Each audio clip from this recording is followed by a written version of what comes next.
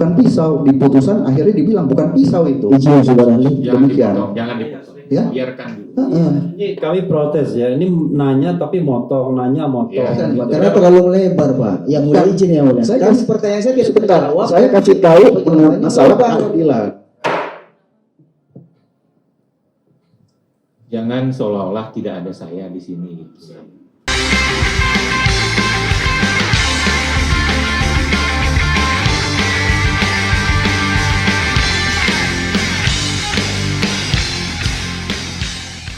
Maret 1965, tinggal di Taman Pegangsaan Indah D27, Pegangsaan 2, Kelapa Gading, Jakarta Utara. Betul yang mulia. Katolik.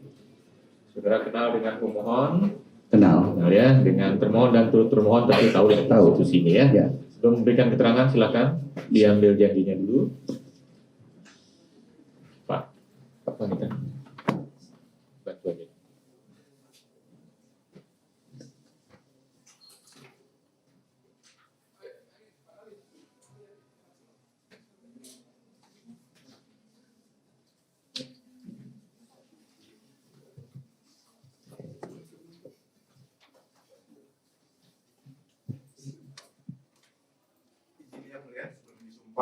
Untuk menyampaikan pendapat-pendapat teman. Kebetulan ahli yang kedua ini tadi dari awal sudah ada di dalam, mohon pertimbangan apakah itu Kalau ahli tidak masalah.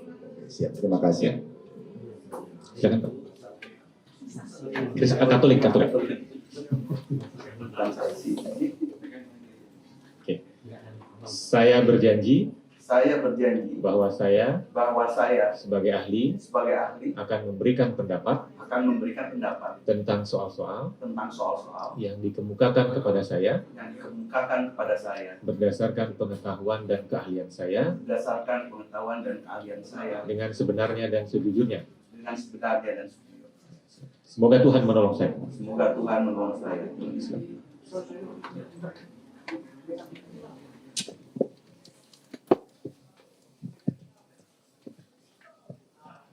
Latar belakang ahli, pendidikannya, keahliannya soal apa Pak? Saya S1, S2, S3 hukum, kemudian S1, S2 dari ekonomi. Jadi konsentrasinya apa? Saya juga akuntan juga, selain daripada dosen Hukumnya apa? hukum pidana, Pidana, Pidana. kemudian ekonomi juga ada latar belakang ya. akuntansi. Akuntansi. Iya. Saudara pemohon, nanti pertanyaannya dalam lingkup apa saja supaya saya tahu. Masih lingkup permohonan Pencegahan, ya, permohonan Penetapan dan tersangka juga. hal-hal yang berkaitan dengan hukum acara juga, karena beliau ini juga disertasinya di hukum acara pidana. silakan Pak. Menjelaskan. Bahkan pra peradilan secara spesifik. Ya, silakan. Ya, pertanyaan pertama, kami ingin minta penjelasan kepada ahli mengenai makna pasal 163 ya, ayat 1 huruf G itu. Saya bacakan ya ahli ya. Baik. Putusan pra peradilan pada tahap penyidikan tetap dapat dilakukan pemeriksaan pra peradilan kembali pada tahap pemeriksaan oleh penuntut umum dengan permintaan baru. Kami hanya ingin tahu dulu. Silakan. Baik, terima kasih. Jadi begini, kalau kita membaca pasal 163 ayat 1 huruf G, maka di sana timbullah suatu penafsiran bahwa kalau walaupun sudah diajukan di tingkat penyidikan, tetap bisa diajukan. Nah, yang tidak boleh sama objeknya itu pada satu tahap, misalnya di proses penyidikan maupun di penuntutan. Kalau itu nggak boleh objeknya sama dua kali. Tetapi di huruf G tersebut itu hanya dapat dikatakan bisa diajukan lagi. Nah, ini menimbulkan satu tafsir bahwa meskipun sudah diajukan di penyidikan, boleh-boleh saja diajukan di tahap penuntutan. Demikian itu pendapat saya. Oke, saudara ahli, kalau dikaitkan misalnya sebuah kasus itu sudah dilimpahkan, tetapi belum dijadwalkan untuk persidangan dalam pokok perkara, apakah kemudian masih kita memiliki hak pemohon atau siapapun ya yang punya legal standing untuk mengajukan permohonan pra peradilan untuk mengajukan permohonan pra peradilan tersebut? Iya, baik. Jadi kita melihat kepada pasal 163 ayat 1 huruf E, di sini dikatakan Jadi sekarang yang menunggu adalah perkara pokok, pemeriksaan perkara pokok. Kalau dulu begitu dibacakan surat dakwaan, itu ditegaskan dalam putusan Mahkamah Konstitusi nomor 102, pra-peradilan gugur. Tapi saat ini tidak. Mengapa? Karena pra-peradilan ini dulu sering disalahgunakan.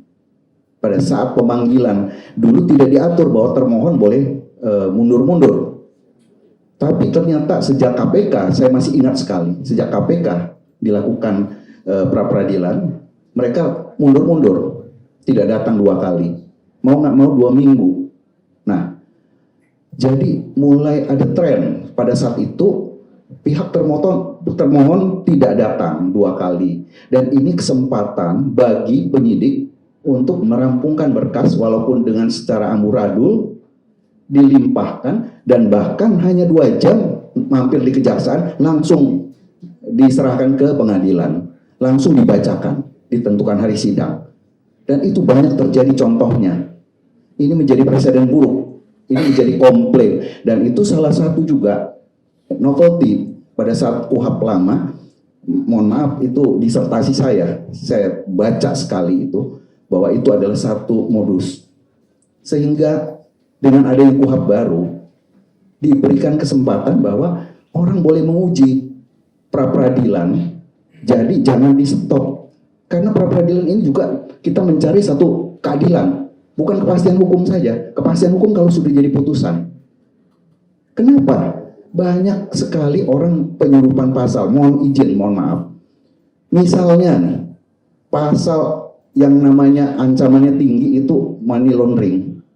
Saya kebetulan sangat mengetahui karena waktu ketua PPATK yang pertama meminta pendapat saya untuk menyusun undang-undang money laundering. Di sana jelas pihak pelapor itu ditentukan di pasal 17. Itu contoh.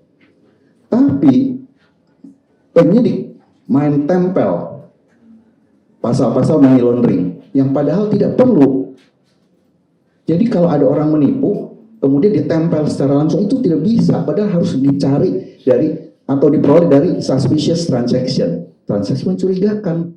Tapi tidak peduli, karena ancamannya tinggi, minimal 4 tahun waktu itu pasal 3, maksimalnya 20 tahun, dan bisa sita-sita semua, blokir aset-asetnya.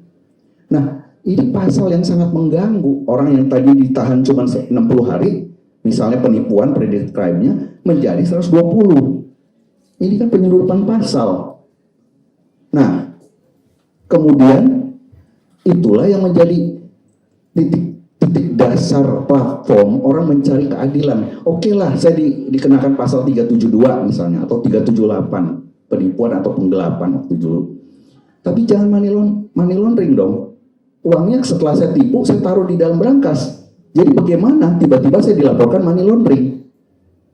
Nah, ketidakpedulian, mohon maaf, ya, aparat penegak hukum, bahkan, mohon maaf juga, pihak kejaksaan, lanjut ke pengadilan. Akhirnya di pengadilan, ya sudah, apa boleh buat, yang diajukan begini. Itulah yang orang nggak mau, gitu loh. Pra-peradilan ini ajangnya, berikanlah keadilan, bukannya mau menang-menangan. Tolong pasalnya jangan yang selundupan. Berikan orang itu masuk ke ruang sidang perkara pokok, tapi dengan martabat. Ya sudah, kalau saya dikatakan misalnya mencemarkan nama baik, ya pasalnya jangan aneh-aneh. Pasal yang berat-berat dan terbukti disalahgunakan. Penangkapan, penahanan, karena ada pasal yang diselundupkan. Kalau tidak ada, nggak bisa. Itu terbukti. Jadi ini esensinya. Kita harus lihat. Itulah sebabnya harus sekarang dihentikan dulu pemeriksaan perkara pokok sebelum pra-peradilan diselesaikan. Dan kita bukan menunda-nunda, apalagi orangnya kalau tidak ditahan. Bukan ditunda-tunda. Untuk apa ditunda-tunda? Tapi masuk ke dalam perkara pokok dengan bermartabat. Jangan diasal-asalkan. Dihantam dengan pasal-pasal yang tidak karuan. Kemudian nanti tiba-tiba menjadi bola panas. Siapa yang tahu nasib orang? Tiba-tiba dihukum dengan pasal yang berat. Nah, ya kita nggak tahu itu apa yang terjadi. Mohon izin, mohon maaf. Itu Ya. Misalnya ada pendapat yang mengatakan bahwa sebaiknya berapa kali pra peradilan bisa diajukan itu dibatasi. Baik dibatasi melalui surat edaran Mahkamah Agung, perma misalnya, atau mungkin dengan putusan pra peradilan oleh hakim tunggal itu sendiri misalnya begitu. Bagaimana pendapat saudara ahli dikaitkan dengan pernyataan sebelumnya ini? saya pikir kalau yang namanya undang-undang mau dirubah, robahnya melalui Mahkamah Konstitusi, bukan dengan perma, bukan dengan sema. Sejujurnya, dengan tidak mengurangi rasa hormat kepada lembaga Mahkamah Agung yang memegang kekuasaan yudikatif tertinggi. Jadi kita kan tahu aturan lebih tinggi tidak bisa dirubah oleh aturan yang lebih rendah. Perma ataupun sema kedudukannya di bawah undang-undang. Jadi kalau jurisprudensi pun itu kadang-kadang diikuti, kadang-kadang tidak. Jadi kalau kita mau berubah aturan, ya rubah ke Mahkamah Konstitusi. Tapi sekarang coba dibayangin, pra peradilan ini ada 6 poin di pasal 158. Kemudian upaya paksa ada 9 poin. Nah, kemudian kalau kita bicara upaya paksa, penangkapan dalam satu penyidikan, hari ini ditangkap. Kemudian kita bilang ini penangkapan tidak sah, diperadilankan. Oke, dikabulkan. Besok ditangkap lagi dengan tidak sah juga. Ada cacat formil misalnya. Jadi ini objek yang sama bukan? Bukan. Walaupun dalam satu proses tahap penyidikan. Jadi penangkapan saja kalau dilakukan atau penahanan dilakukan kekeliruan berulang-ulang, ya itu bisa diajukan lebih dari sekali. Oke. Demikian. Dan penyitaan juga bisa diajukan berulang-ulang karena ada pihak-pihak lain juga, pihak ketiga bisa mengajukan, tidak hanya dari keluarga tersangka atau tersangka sendiri. Demikian. Sependek pengetahuan kami bahwa ahli sudah mengikuti sejak menjadi ahli pra peradilan pertama, kedua, ketiga, dan keempat ini ya. Iya. Sekarang mengingatkan pra peradilan pertama kami menguji mengenai penahanan, penangkapan, penggeledahan dan Iya. sudah dinyatakan tidak sah. Yang kedua kami menguji pasal 32 ayat 1 Undang-Undang ITE terpenuhi atau tidaknya minimal 2 alat bukti. Yang ketiga kami menguji mengenai ganti rugi akibat putusan pra peradilan pertama. Nah, yang keempat ini saudara ahli sudah mengetahui kami menguji soal pencekalan, kemudian tidak diberikannya pemberitahuan SPDP dan kemudian penggunaan 2 rezim KUHP yang berbeda. Menurut saudara, apakah yang kami sampaikan itu sesuatu yang sama atau berbeda? Sehingga kalau dikaitkan dengan pasal 158 itu sebenarnya bisa sangat diterima untuk diproses lebih lanjut. Kalau pendapat saya, pengajuan kali ini berbeda, tidak sama dengan permohonan pra peradilan ke-1, kedua, ketiga, sangat berbeda, ya. Jadi tidak ada yang nebis di sini. Berikutnya adalah kalau misalnya ada pendapat yang mengatakan dalam permohonan kali ini seharusnya pihak imigrasi dijadikan sebagai pihak turut termohon. Bagaimana pendapat saudara? Jadi begini, karena imigrasi ini adalah lembaga yang secara pasif boleh-boleh saja ditarik menjadi turut termohon, boleh-boleh saja. Tapi tidak penting, karena apa? Kalau seandainya sudah daluarsa, sudah habis masa berlakunya, tidak ada kepentingan lagi. Ini sebenarnya. Jadi saya hanya mengkaitkan dengan kepentingan ketika kalau misalnya saya kan menjadi ahli juga pada Prapit ketiga, ditariknya Menteri Keuangan itu penting. Karena Menteri Keuangan akan membayar, dia pihak terkait ya, yang akan melakukan pembayaran. Jadi penting untuk hadir. Kalau imigrasi, dia tidak terlalu penting lagi. Sebenarnya secara aturan, secara teknis, seharusnya kalau sudah daluarsa, sudah akan dihapus dari komputer. Nah, kalaupun ada putusan pra peradilan yang mengabulkan bahwa itu tindakan pencekalan yang tidak sah, akan dihapuskan. Kadang-kadang mungkin masih terlewat, belum dihapus. Itu tindakan administratif yang kelalaian. Jadi dibawa putusannya, mereka suka berargumentasi, wah kalau ada putusan sini, kami hapuskan. Karena saya pernah ada klien juga mengalami pencekalan. Sudah di SP3 malah perkaranya oleh Polda Metro waktu itu. Tapi ternyata di imigrasi belum dihapus. Sudah di SP3, sudah lewat waktu. Pas berangkat klien saya mau berangkat ke luar negeri, nggak boleh. Akhirnya justru menghadap ke Wasdakim bawa SP3-nya. Kan sama SP3 dengan putusan pra peradilan gitu. Jadi tidak perlu ditarik. Oke. Ya, ini di sidang pra peradilan ini saya lihat selalu ada sesuatu yang membingungkan ya. Soal alat uji, batu uji, dan bagaimana hukum acara pra peradilan yang harus digunakan. Pertanyaan saya adalah, kita kaitkan dengan pasal 361 huruf A ya. Kalau proses penyidikannya itu sudah dilakukan sebelum KUHP yang baru ini diundangkan, maka masih menggunakan KUHP yang lama.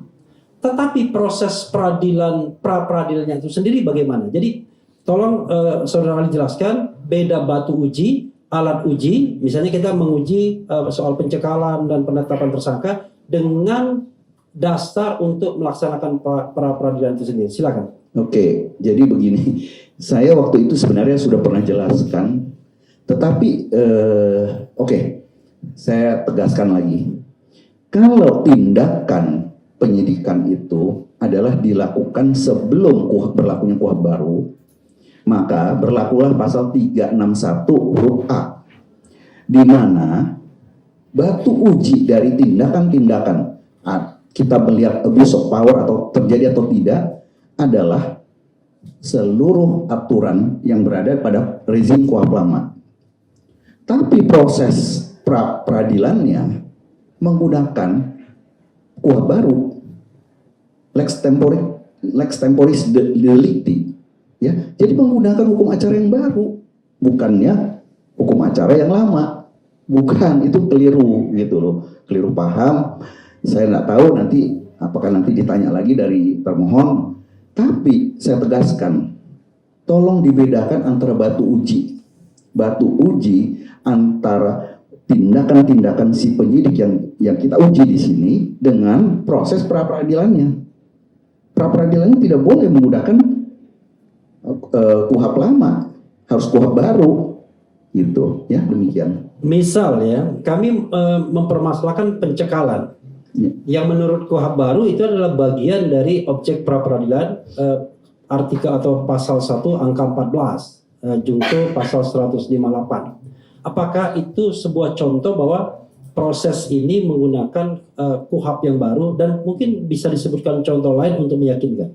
Baik, jadi begini, kalau yang namanya pencekalan itu dilakukan pada masa periode yang KUHP rejim lama, tentunya kita melihat undang-undang imigrasi yang dipakai, ya, itu jelas bahwa itu harus diserahkan. Tapi batu ujinya tidak boleh pakai KUHP baru. Tapi ruang lingkup pengujiannya, pra peradilannya boleh, karena sudah menjadi KUHP baru pra peradilan sini. Batu ujinya tidak boleh pakai KUHP baru. Batu ujinya tetap pakai undang-undang imigrasi. Nah itu mesti dipahami, ya. Satu lagi terakhir dari saya. Kita tahu bahwa ada putusan selah di Pengadilan Negeri Jakarta Timur dalam konteks permohonan yang kurang lebih sama yang dihadapi pemohon saat ini. Dan di situ dikatakan bahwa mencampurkan rezim KUHP yang lama dan yang baru dalam sebuah surat dakwaan itu membuat surat dakwaan null and void atau batal demi hukum. Kami juga dalam permohonan ini mempermasalahkan hal tersebut juga.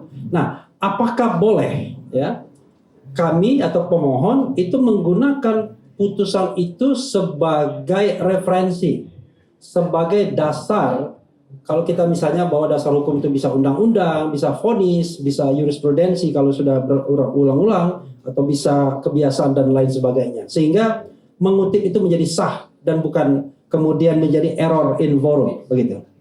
Oke, baik. Yang kita tahu memang perkara kita di sini itu sebenarnya satu perkara dipecah menjadi dua dengan dua dua tersangka. Nah, apa yang terjadi di forum yang satu adalah sama dengan yang forum kedua. Sebenarnya demikian. Ya. Jadi, kalau dinyatakan sesuatu tentang pelanggaran undang-undang, itu berlaku, bukan masalah kita memakai referensi putusan atau tidak. Karena di sana, kalau pendapat saya ini bukan mengisi kekosongan hukum putusan tersebut. Putusan tersebut jelas menyatakan null and void. Surat dakwaan batal demi hukum, karena tidak boleh ada keambiguan menggunakan dua undang-undang dari dua rezim. Nah, di sini dinyatakan null and void, batal demi hukum, sehingga menjadi null and void. Jadi ini bukan satu putusan yang harus dipedomani seperti jurisprudensi saja, tapi memang harus dijalankan. Kalau coba kita perbandingkan sekarang surat dakwaannya, apakah surat dakwaan yang di perkara ini dirubah tidak? Kalau dirubah berarti apa? Di perkara ini juga berlaku, harus berlaku. Nanti coba lihat dari jaksa penuntut umum apakah melakukan penyempurnaan perbaikan. Itu kan diatur, boleh diperbaiki sekali. Kalau nggak salah di pasal 76 ya KUHP, kalau nggak salah boleh sekali diperbaiki. Kalau dulu 14 berapa itu dulu KUHP lama. Nah, kalau dirubah artinya harus berlaku di sini. Gitu. Tapi terlepas dari berlaku atau tidak, penggunaan dua rezim itu menyebabkan ketidakpastian hukum, itu melanggar legal certainty, asas legal certainty. Nggak boleh. Dan asas apa yang dilanggar? Lex posteriori derogat legi priori, ya, itu dilanggar. Oke, terakhir dari saya tadi saya mau terakhir. Jadi gini, misalnya begini. Kita bicara formil dan material ya. Kadang-kadang orang mengecilkan hal formil, cuma prosedur saja, cuma tidak disampaikan surat. Tetapi kami ingin tanyakan adalah sejauh mana hal-hal formil itu bisa membatalkan penersangkaan atau penetapan tersangka.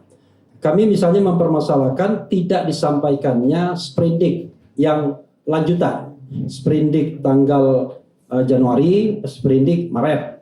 Sebelumnya ada sprindik Juli 2025. Apakah itu sah kalau kita persoalkan dan kemudian sah pula menjadi dasar kalau kita menuntut untuk adanya pembatalan status terdakwa karena tidak dipenuhi aspek formal tersebut, selain tadi ya penerapan dua rezim KUHP yang berbeda. Silakan. Baik.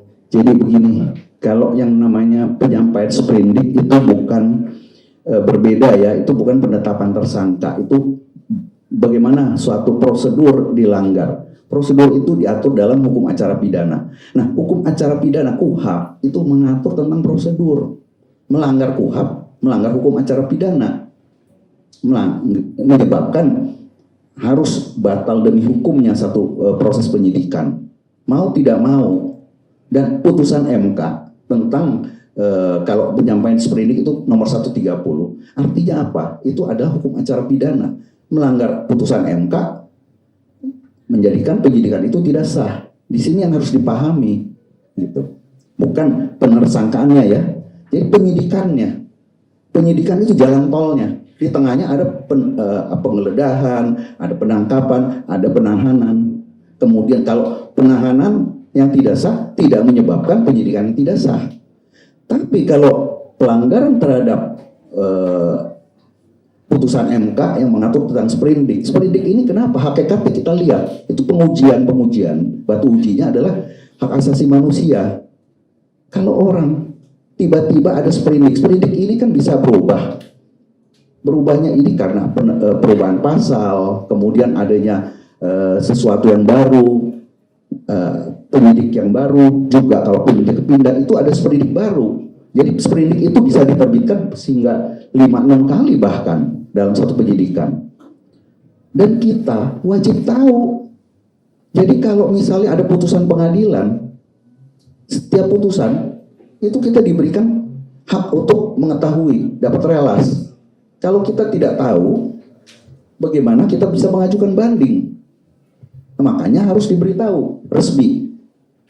Kalau kasasi, kalau kita belum dapat, nggak bisa dieksekusi. Saya belum dapat. Nah, itulah pentingnya.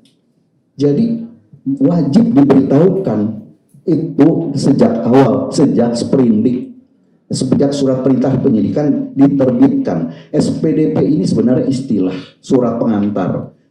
Produk hukumnya ada sprindik gitu loh.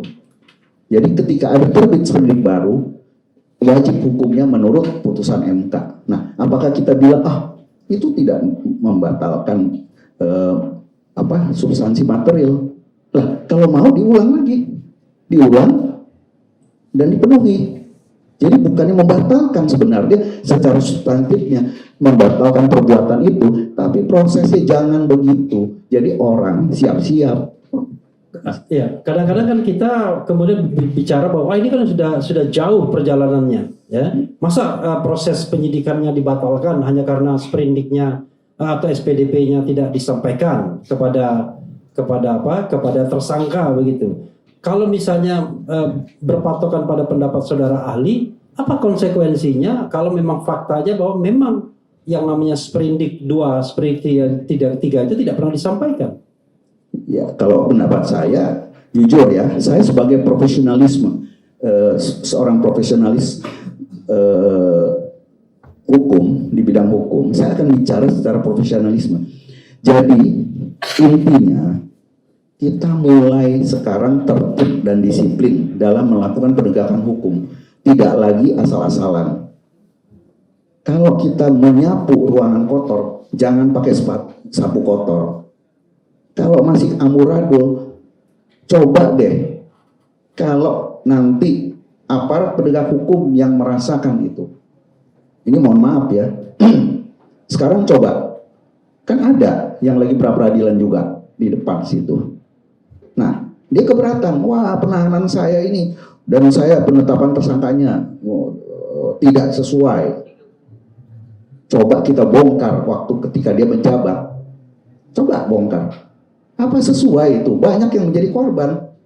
Nah, makanya ketika kita menjadi orang pesakitan, teriak-teriak. Semua yang di sini juga pasti teriak-teriak. Wah, nggak bener nih, caranya ini begini, caranya nggak begini, bukti permulaannya kurang. Oh, saya sudah ditersangkakan, misalnya itu. Nah, itulah namanya abuse of power.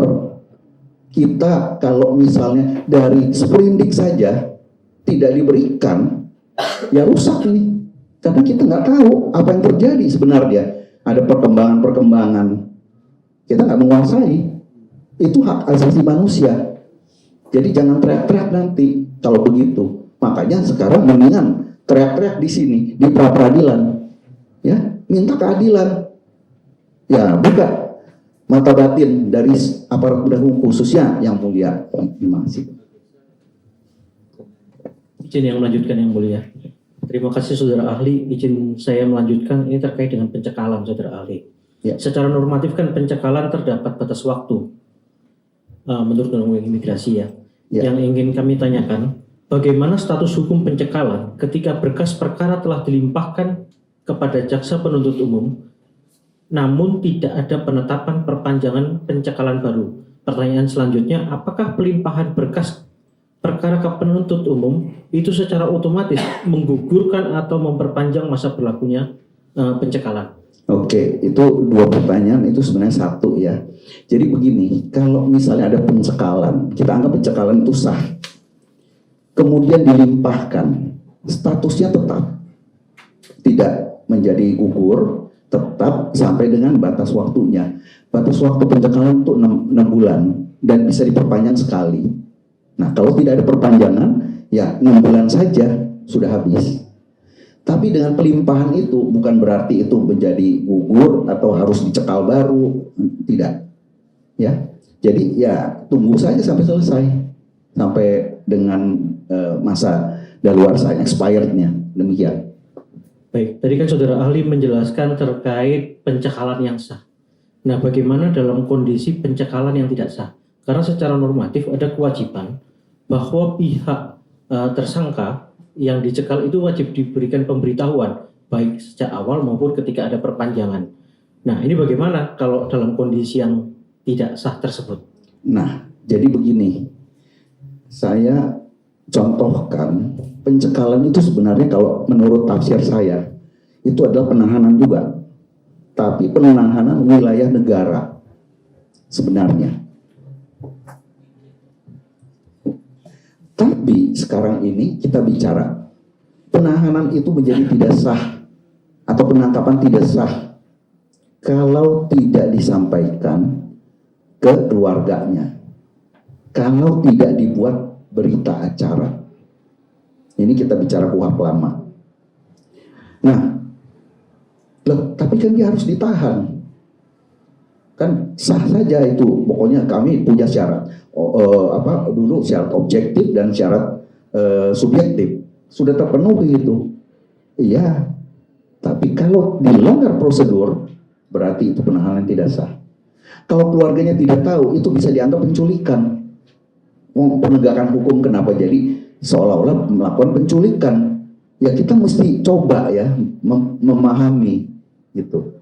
Saya ingin menyampaikan ini tidak hanya untuk para advokat, tetapi para aparat penegak hukum yang lain. Ketika mereka juga menjadi pesakitan yang ditangkap dengan tidak diberikannya kepada keluarga dan sebagainya, mereka akan komplain, nggak sah ini, melanggar hukum acara tidak sah. Ya itu hukumnya, gitu loh.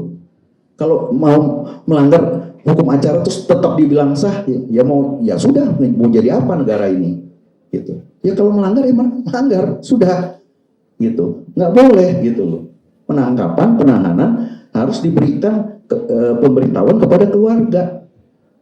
Harus dibuat berita acara, harus diberikan surat perintahnya kepada tersangka. Nah, pernah ada penyidik bilang, sudah kami kasih keluarganya melalui pengacaranya si tersangka. Lah itu kan pengacara tersangka sama juga tersangka, bukan pengacara keluarga. Saya bilang begitu, itu berbeda gitu loh. Ya, jadi kalau undang-undang sudah bicara apa, ya ikutin gitu. Apalagi cukup jelas. Jangan lagi kita menafsir-tafsirkan yang apa-apa dong sebenarnya. Itu cuma terlambat. Ya nggak bisa begitu kalau 1 kali 24 jam, 1 kali 24 jam. Demikian. Pertanyaan terakhir, Pak.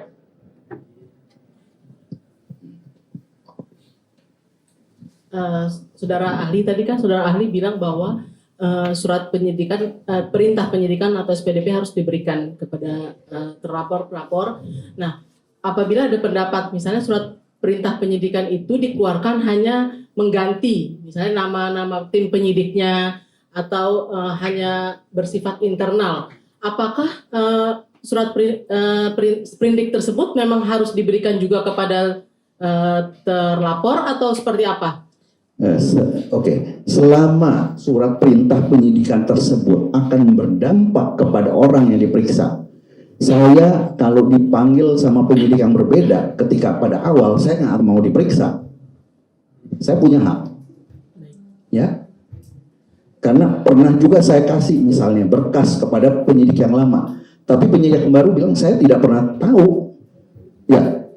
Itulah masalahnya. Jadi harus diberitahukan ketika SPDP atau sprindik tentang perubahan-perubahan, misalnya penyidik saja berubah, ya tentu harus disampaikan. Karena apa? Itu haknya orang. Hak itu jangan dilihat muatan materinya apa, tetap harus diberikan, demikian. Tetap harus diberikan, tetap. sekalipun itu bersifat internal ya. Bukan karena internal, itu eksternal, karena kita ya, itu betul. diperiksa sama si penyidiknya itu, jadi berkaitan dengan eksternal itu, bukan internal. Baik. Sehingga sejauh mana berarti fungsi SPDP itu bagi seorang tersangka? Apakah hanya untuk mempersiapkan pembelaan diri atau menunjuk penasihat hukum, atau bagaimana dampak dari SPDP itu kalau misalnya tidak diterima? SPDP itu karena seorang tersangka, seorang terperiksa, dia berhak mengetahui segala sesuatu apa yang terjadi dalam ruang lingkup si penyidik ini, apakah ada suatu pembaruan, satu perubahan dan sebagainya. Tidak hanya untuk sekedar kepentingan pembelaan, tetapi hak asasi manusianya dia berhak. Kalau dia punya hak, dia mau tahu dan sudah diberikan putusan MK mewajibkan itu, ya sudah, itu hukum acaranya. Kita tidak perlu mendebatkan apakah perlu atau tidak lagi, sudah menjadi aturan. Demikian. Oke, silakan termohon dan termohon.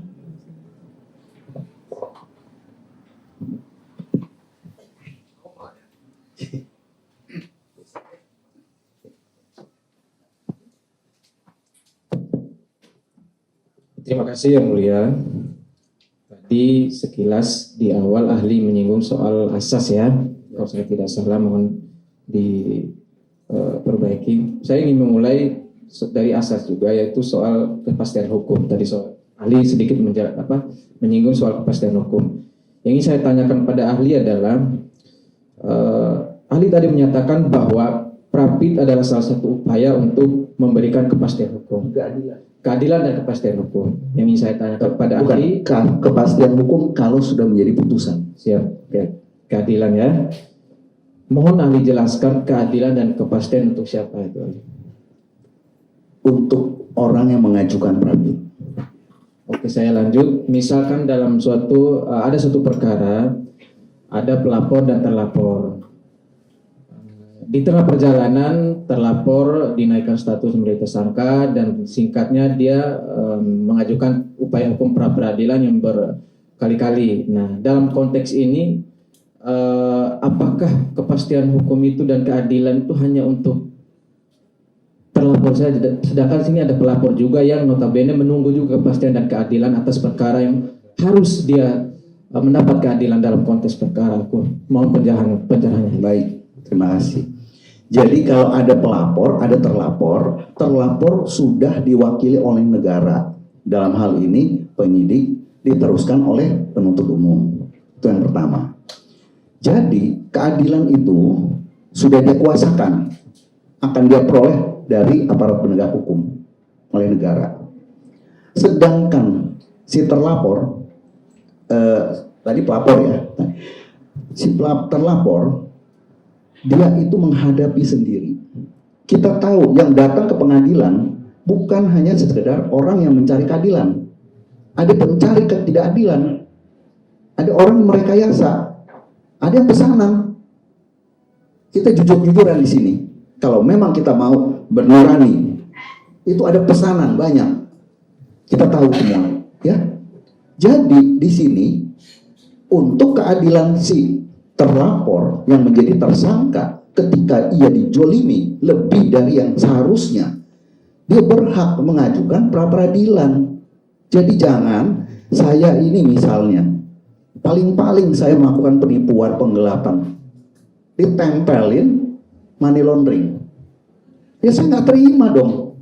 Terus kalau sudah masuk ke pengadilan dengan tanpa pra peradilan, makanya boleh diuji untuk penetapan tersangka untuk money laundering. Karena apa? Bukti permulaannya tidak jelas yang dimiliki oleh penyidik, hanya bukti permulaan dari penipuan penggelapan. Ya pra peradilan kan pasal itu boleh diajukan terpisah karena tidak ada bukti permulaannya. Harusnya lengkap dimiliki oleh penyidik. Seluruh pasal-pasal itu ada yang namanya bukti permulaan. Sedangkan kadang-kadang tahu-taunya lip. Saya pernah juga mengalami pra peradilan, ada orang membela diri dimasukin pasal penganiayaan 351 ayat 3, tapi dihantam lagi 338 pembunuhan. Orang jelas membela diri kok mau dipalak dia bela diri. Coba jadi pra peradilan kan pasal 338-nya. Tolong dilihat dari sisi itu. Keadilan untuk siapa? Keadilan untuk katanya orang mati. Orang mati itu preman. Datang keluarganya nuntut demo. Ada orang mati di sini. Coba lihat keadilan yang mana ini? Keadilan yang pencari keadilan atau pencari ketidakadilan? Kita mesti tahu di sana. Bedakan di sana, oke? Pertanyaan selanjutnya ini saya mohon penegasan dari ahli saja. Tadi menyambung dari pertanyaan dari pemohon, saya cuma mohon penegasan saya terkait alat uji, batu uji serta hukum acara yang kita pergunakan dalam konteks perkara hukum. Tadi ahli, kalau saya tidak salah, berdasarkan suatu asas ya, ahli tadi menyatakan bahwa dalam konteks perkara hukum itu yang diuji yang digunakan adalah hukum acara kitab undang-undang hukum acara pidana yang baru. Berdasarkan suatu asas tadi ahli bilang. Asas apa ya? Tadi yang Asas yang mana? Oke, saya balik lagi. Tadi ahli bilang alat uji batu uji itu menggunakan prapit yang hukum acara yang sekarang itu berdasarkan asas dan norma yang mana itu ahli. Sedangkan ketentuan peralihan di 361 nggak bilang asas. Saya nggak bilang tadi. Makanya saya bingung. tadi sedikit menyinggung soal asas tadi yang mulia. Asas kalau nggak salah lex temporari tadi yang mulia. Oh. Mungkin ahli lupa. Favoreo. Ya itu. Bukan saya. Itu. Saya belum bilang. Mungkin ahli yang sebelumnya. Saya nggak ngomong itu. Sudah ganti saja Pak. Oke, kami ganti. Tapi materinya itu. Siap, Mak. Pertanyaan selanjutnya bahwa ada asas yang namanya asas tempus regit actum yang maknanya bahwa hukum harus dinilai dan diterapkan pada saat peristiwa atau perkara itu terjadi. Nah, itu sepakat ya. Nah, jika kita melihat dalam konteks perkara hukum kemudian ditegaskan dalam rejim KUHP yang baru di 361 huruf A yang menyatakan bahwa perkara tindak pidana yang sedang dalam proses penyidikan atau penuntutannya diselesaikan berdasarkan ketentuan Kitab Undang-Undang Hukum Acara Pidana Nomor 8 Tahun 1981. Nah, bagaimana pandangan ahli Baik. dalam hal tersebut? Mohon pencerahan. Baik, begini. Tadi kalau azas yang disebutkan itu untuk pidana material. Tapi kalau kita bicara 361 huruf A, ini adalah formil, hukum formil. Nah, di sini ditegaskan 361 huruf A bahwa apabila penyidikannya ya dilakukan pada saat hukum acara pidananya itu yang lama, kemudian pada saat penyelesaian ini berlaku hukum acara baru. Tadi saya jelaskan bahwa apabila diajukan pra peradilan yang akan dipakai adalah batu ujinya, batu uji dari tindakan si penyidik adalah KUHP lama, batu ujinya saja. Tapi proses beracara di pengadilan untuk permohonan pra peradilan itu sendiri digunakan KUHP baru. Itu sebenarnya. Jadi ini penjelasan saya tadi bukan berdasarkan asas. Tapi kalau yang tadi saya bilang lex temporis delicti itu adalah untuk pra peradilannya. Jadi hukum acaranya yang digunakan adalah hukum acara yang berlaku yang nomor 20 tahun 2025. Demikian.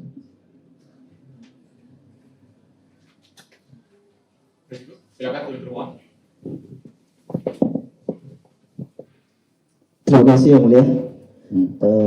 Saudara ahli, saya ingin bertanya terkait pencekalan, Pak. Saya ke depan aja ya. Iya, sudah. Ya. Ini kan ada permohonan terkait pencekalan yang dimohonkan oleh pemohon, Pak. Pertanyaan saya, karena pencekalan ini kan sudah ada luar Pak ya, sudah habis waktu. Ya.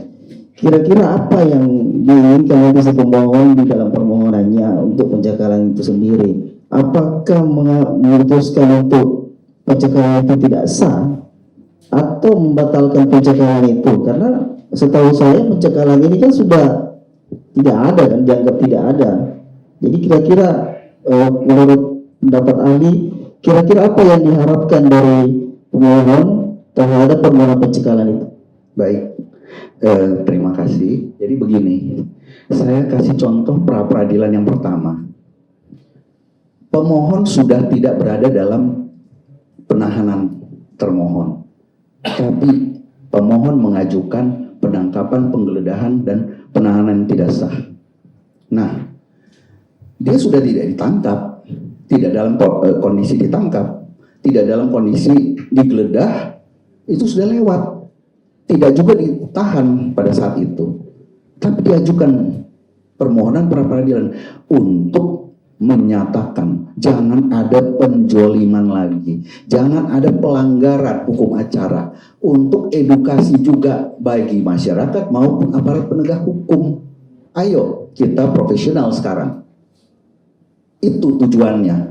Dan banyak, ada beberapa, saya juga pernah hadir di beberapa pra peradilan, penahanannya orangnya sudah dikeluarkan, jaksa bahkan tidak mau memperpanjang yang 40 hari diajukan pra peradilan, sehingga petitum yang mengeluarkan pemohon dari rutan segera dan seketika ditarik atau tidak dikabulkan, tapi tetap pra peradilannya diajukan. Itu untuk kebaikan bersama sebenarnya. Demikian. Baik, saudara ahli, saya lanjutkan yang lain terkait permohonan untuk penerapan pasal dengan menggunakan dua rezim. Sebagaimana kita ketahui, pemohon menarik satu putusan sela. Ini juga akan saya tanyakan nanti, apakah putusan sela ini bisa diibaratkan sebagai vonis kah atau jurisprudensi kah? Karena setahu saya putusan sela ini kan Pak belum membahas materi pokok perkara dan bisa dikatakan itu belum inkrah, hanya di sisi formilnya saja. Apakah itu menurut saudara ahli, apakah putusan sela yang nyata-nyata itu adalah perkara yang lain ditarik sebagai salah satu objek permohonan, dan juga menurut saya itu tidak diatur di pasal 158 Undang-Undang 20 tahun 2025. Nah, kemudian masalah permohonan penerapan pasal dengan dua rezim ini, kira-kira menurut ahli, apakah permohonan ini diperiksakan di sidang pra peradilan atau disidangkan di pokok perkara seperti yang dilakukan oleh yang memiliki putusan yang mendapatkan putusan sela itu, yang ternyata sudah diputus diterima di dalam sidang di sidang nota perlawanan atau eksepsi di sidang pokok perkara. Ya, baik. Jadi begini, pertama-tama saya harus jawab, putusan sela kalau secara formalitas tidak pernah menjadi jurisprudensi karena bukan putusan Mahkamah Agung dan harus terdaftar di lembaga jurisprudensi dan sudah diikuti oleh putusan-putusan lainnya. Jadi kalau kita gunakan jurisprudensi itu dalam tanda kutip, apakah bisa diperdomani? Yang kedua, tadi saya jawab juga pertanyaan dari pemohon bahwa kita ini melihat apa isi dari putusan sela. Putusan sela itu berlaku juga sebagai undang-undang kepada seluruh pihak yang terkait. Nah, jadi apakah harus dipedomani? Iya, kalau isinya menyatakan surat dakwaan batal demi hukum. Ada yang salah, ada yang bersifat melawan hukum di sana. Makanya dinyatakan sebagai null and void. Disinilah kita harus pedomani. Ini ada yang salah, ada yang melawan hukum. Kalau hanya cacat formil itu dibatalkan, ya itu bisa berbeda. Makanya saya bilang kita kembali, kita lihat apakah ada perbaikan dari jaksa penuntut umum pada perkara yang sama tetapi dilakukan secara splitsing. Nah, kalau memang dirubah berarti apa? Itu akan berlaku juga di perkara ini. Tapi kalau tidak ya nanti bisa diajukan pada saat eksepsi.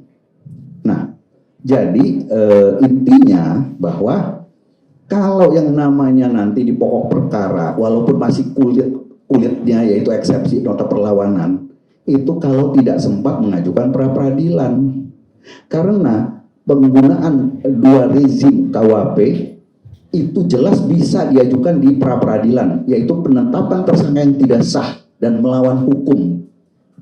Jadi bisa di pra peradilan, tidak harus menunggu di eksepsi atau di perlawanan. Demikian. Pertanyaan saya belum dijawab saudara ahli. Pertanyaan saya, apakah menurut ahli itu disidangkan di sidang pra peradilan atau di sidang pokok perkara? Sudah tadi Nah, saya sekarang pertanyaan saya. Sudah dijawab Pak, tadi terakhir dijawab bahwa bisa diajukan lewat pra Oh, bisa peradilan. diajukan. Nah, Terakhir oke, jawaban siap. saya. Maaf Pak, kalau saya keliru. Pertanyaan Nah, lain. kemudian pertanyaan lainnya, bisakah saudara ahli tunjukkan kepada saya di pasal 158 yang mengatur secara limitatif itu terkait objek yang mengatur masalah penerapan pasal menggunakan dua rezim itu yang bisa diajukan di pra peradilan. Bisa. Di mana? Di pasal Pasal 158 huruf A, yaitu upaya paksa. Upaya paksa ada 9 poin. Salah satunya adalah penetapan tersangka. Penetapan tersangka yang melawan hukum, menggunakan dua rezim KUHP itu melawan hukum. Ya tidak boleh. Itulah yang diuji di pra peradilan. Boleh tidak? Demikian. Oh, jadi menurut ahli penerapan pasal yang nyata-nyata itu adalah dominus litis dari seorang BP, misalnya data penuntutan untuk menerapkan pasal di surat dakwaan itu dianggap sebagai objek dalam hal penetapan tersangka. Ini bukan kewenangan dominus litis untuk menggunakan dua rezim. Sangat keliru. Makanya jangan ada abuse of power. Jangan kalau sebagai dominus litis, oh boleh apa aja gitu. Pertanyaan saya tidak usah melebar, Pak. Saya tanyakan objek, kan tadi Saudara Ali mengatakan di 158 itu dia masuk di objek penetapan tersangka Di upaya paksa. upaya paksa Itu ada 9 poin. bisa Saudara Ali Ada. sebutkan, Pak, yang mana penerapan Ya, 9 poinnya itu adalah penetapan tersangka. Penetapan tersangka tidak boleh dilakukan secara melawan hukum. Salah satunya adalah menggunakan dua rezim. Nah, kalau kita melihat, hakim pun akan mengatakan demikian. Tidak boleh menggunakan dua rezim. Sudah terbukti, itu menjadi hukum. Tapi kalau dari hakim itu, Pak, itu disidangkan di sidang eksepsi, bukan di peradilan. Gini ya. Iya, itu pertanyaan saya. Nggak usah didebat. Ahli mengatakan bahwa upaya paksa penetapan tersangka itu termasuk penyalahgunaan penggunaan pasal. Oke, boleh. Nggak usah saudara mendebat, saudara nggak setuju, nggak apa-apa. Ya. Oke, boleh. Silakan. Terima kasih. Kita terima saja jawabannya begitu. Masih ada pertanyaan lain, silakan. Masih? Silakan. Masih 15 menit lagi. Siapa yang boleh? Makasih ya boleh. Saudara ahli, saya ingin menanyakan terkait asas tadi itu. Saya tertarik tuh asas kepastian hukum dan equality before the law. Keadilan, kepastian hukum dan Keadilan dan saya tambahkan lagi satu, Saudara Ali. Equality before the law. Tadi oke. Saya tadi nggak mengatakan itu Iya, ya. ini saya tambahkan. Oke. Saya menanyakan itu juga. Tidak, yang bersangkutan tidak mengatakan Bapak yang mengatakan. Ya. Kali ini pertanyaannya tidak mengatakan Bapak. Ya. Silakan lanjutkan. Silakan. Terkait asas, kita ke asas kepastian hukum dulu, Saudara Ali. Ya. Kira-kira kalau saya bertanya seperti ini kepada Saudara Ali, apakah permohonan peradilan yang berulang-ulang di dalam hukum acara pidana di negara kita di Indonesia itu bisa menimbulkan ketidakpastian hukum? Sudah? Ya. Sudah ya? Baik. Tidak. Saya bilang tidak akan menimbulkan, menghilangkan azas kepastian hukum. Jadi kita mesti tahu bahwa di pengadilan itu ada 3 poin yang terpenting, yaitu pertama, keadilan, kepastian hukum, dan manfaat. Kepastian hukum itu sebenarnya sudah diatur pada norma-norma pasal-pasal pemidanaan. Kalau orang membunuh, dipastikan ancaman hukumannya 15 tahun. Keadilannya kita peroleh di pengadilan. Jadi kalau kita melihat Radbruch, ya, dia mengedepankan keadilan walaupun kita menguji hukum formil di pra peradilan. Untuk apa orang mendapat kepastian hukum kalau tidak memperoleh keadilan? Saya pernah bicara, mohon maaf nih yang mulia, saya pernah berdiskusi dengan almarhum Pak Arbioto, mantan Hakim Agung. Beliau bilang, coba kita harusnya mengedepankan kepastian hukum. Saya bilang tidak, mohon maaf Pak, buat saya keadilan. Sekarang PK misalnya, dulu belum bisa 2 kali. Kalau PK sekali sudah, berarti tidak boleh PK lagi. Nyata-nyata ditemukan suatu temuan lagi bahwa dia bukan pembunuhnya, sedangkan dia dihukum mati. Orangnya mau dihukum mati atau bagaimana? Ya harusnya kepastian hukum itu dikalahkan oleh keadilan. Karena apa? Pengadilan adalah tempat orang mencari keadilan. Makanya pengadilan. Kalau orang mencari kepastian hukum di pengadilan, namanya pemastian hukum, bukan pengadilan lagi. Itu jawaban saya waktu itu. Jadi kita tegas, keadilan di depan. Kepastian hukum untuk apa? Kalau ada kepastian hukum tanpa adanya keadilan yang diberikan. Karena yang kita ketahui saudara ahli, tujuan keadilan, tujuan penegakan hukum itu kan 3, ada keadilan, kemanfaatan, kepastian hukum. Yang saya tanyakan kepastian hukum saudara ahli, bukan keadilannya. Pertanyaan saya tadi, kira-kira menurut ahli, apakah peradilan yang diajukan berulang-ulang itu bisa menimbulkan ketidakpastian hukum? Misalnya perkara pembunuhan, misalnya saya tarik contoh. Perkara pembunuhan, dia prosesnya lama, Pak. Lama baru masuk pokok perkara. Sedangkan dia ada masa penahanan. Ditahan sekian 20 plus 40. Karena peradilan yang berulang-ulang yang dilayangkan oleh misalnya siapa ya, akhirnya berpengaruh kepada penahanan itu. Habis masa penahanannya oleh terdakwa, juga oleh terdakwa. Habis masa penahanannya, kira-kira tidak masuk di pokok perkara dan sampai habis masa penahanan itu, apakah itu menimbulkan ketidakpastian hukum? Saya tidak membahas keadilan ya, saudara ahli. Saya membahas kepastian hukum. Makasih. Baik. Jadi begini, makanya pertama saya mau tegaskan dulu. Makanya sekarang di KUHP baru diatur ada 8 syarat pasal 100 ayat 5 KUHP. Bagaimana seorang bisa ditahan? Tidak lagi menjadi syarat subjektif, tetapi syarat objektif material. Kalau saya menyebutkan demikian. Ada 8 poin. Jadi tidak boleh dikhawatirkan melarikan diri, dikhawatirkan mengulangi dan sebagainya. Tapi harus ada upaya melarikan diri, berupaya, terbukti, baru ditahan. Makanya jangan gampang-gampang nahan orang. Karena itu akan melanggar juga presumption of innocence. Kalau dikaitkan dengan penahanan, ya nanti habis masa penahanannya. Makanya sebelum ditahan, pastikan dulu bagaimana akan ada kesiapan pemberkasan itu sendiri. Ini sudah pasti, saudara ahli. Yang saya cerita ini yang sudah pasti sudah ditahan, sudah menjalani penahanan, tapi karena dia mengajukan peradilan berulang-ulang. Oke, kita kan nggak boleh mengatakan sudah pasti, itu melanggar presumption of innocence.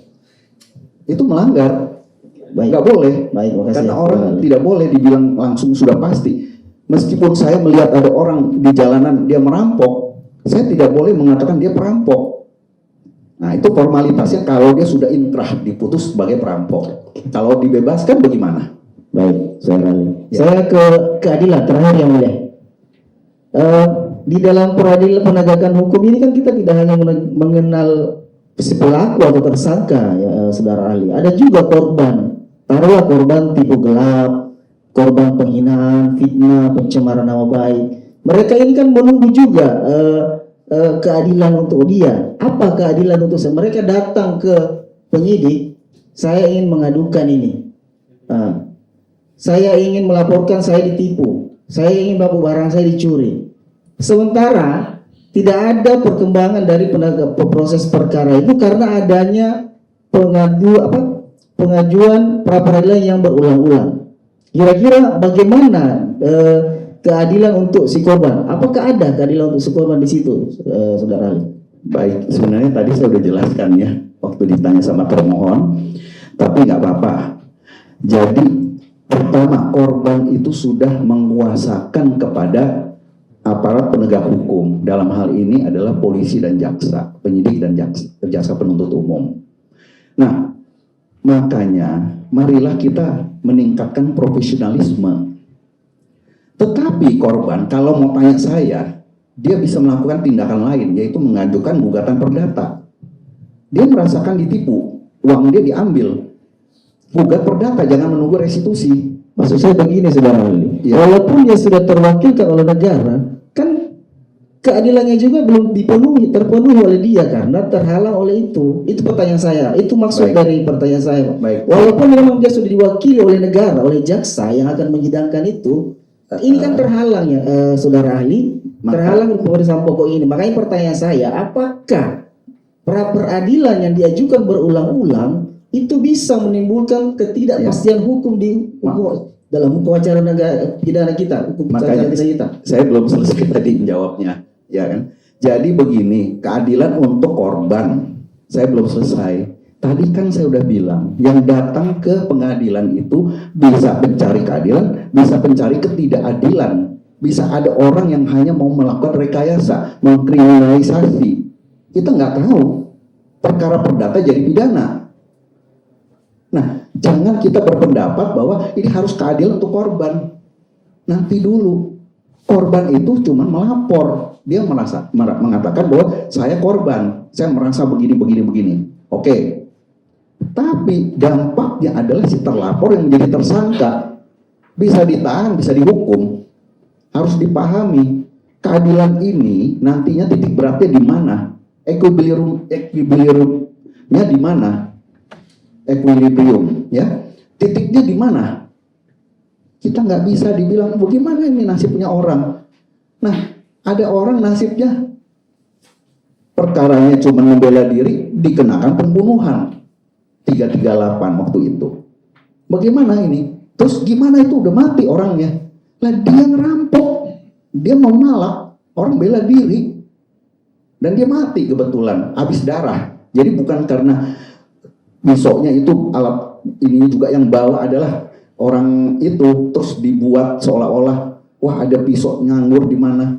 Tapi ternyata bukan pisau. Di putusan akhirnya dibilang bukan pisau itu. Izin saudara ahli. Jangan Demikian. dipotong, jangan dipotong. Ya. Biarkan dulu. Ini kami protes ya. Ini nanya tapi motong, nanya motong. Ya, Gitu. Karena terlalu lebar, Pak. Yang mulia izin ya mulia. Saya Kan pertanyaan saya tidak Sebentar, terjawab. saya kasih tahu masalah keadilan. Jangan seolah-olah tidak ada saya di sini gitu. Ya. Tak usah bertengkar di sini, ngapain bertengkar di sini? Ada hakim yang saya sudah sering katakan, ahli itu tidak perlu didebat. Kalau jawabannya panjang, memang karakternya ahli itu menjawab panjang. Makanya di sini pertanyaannya jadi sedikit karena jawabannya panjang-panjang. Saudara punya waktu masih banyak, cuman gara-gara nggak sabar jadi begini jadinya. Biar dengarkan saja. Kita sabar saja. Ya. Izin yang mulia, saya bisa ngomong? Apa? Saya tadi bertanya yang mulia, saya juga sudah berpanjang lebar, tapi pertanyaan saya nggak dijawab yang mulia, hanya melebar kemana-mana. Jadi Saya kan juga bukan tidak peduli. Saudara juga sudah pertanyaan dijawab, tapi tidak juga didengar. Ada juga tadi begitu. Saya yang kemudian mengatakan sudah dijawab kok pertanyaannya. Tapi ketika saudara tidak setuju dengan jawabannya, jangan kemudian begitu langsung nyamber-nyamber begitu. Ya, itu akan menimbulkan perdebatan-perdebatan yang sebenarnya nggak perlu. Ya, waktu ini bisa kita manfaatkan untuk menggali sesuatu. Ahli memang begitu. Ya, artinya ahli punya preferensi tertentu. Mungkin tidak akan sependapat. Nanti ketika saudara mengajukan ahli, kebanyakan nggak sependapat akan di sini. Kalau kuasa pemohon bersikap seperti itu juga, perlakuan saya akan sama. Saya nggak pernah membeda-bedakan gitu ya. Yang penting nggak usah bertengkar, nggak usah berdebat, nggak ada gunanya. Waktu saudara masih ada. Kalau ada pertanyaan silahkan. jawabannya seperti apa, saudara ahli? Itu tadi yang saya tanyakan. Tadi Apakah pra-peradilan yang diajukan berulang-ulang bisa menimbulkan ketidakpastian hukum menurut saudara ahli? Itu aja pertanyaan tidak. saya. Saya bilang tidak. Jadi baik, karena saya mau mengatakan kalau korban itu tadi dikatakan bagaimana dengan keadilan untuk korban. Itulah yang saya jelaskan. Kita tidak mau melakukan prejudice siapa salah siapa benar. Ada azas praduga tak bersalah. Makanya pra-peradilan untuk memperoleh satu keadilan yang hakiki. Dia perjuangan di sana. Kepastian hukumnya nanti setelah menjadi pokok perkara. Demikian. Masih ada pertanyaan? Cukup, dari termohon sudah cukup? Cukup, ya baik. Nanti silahkan tanggapi dalam kesimpulan masing-masing ya. Baik. Terima kasih, Saudara ahli sudah Terima boleh kasih. meninggalkan ruang persidangan. Baik, terima kasih yang mulia. Ya.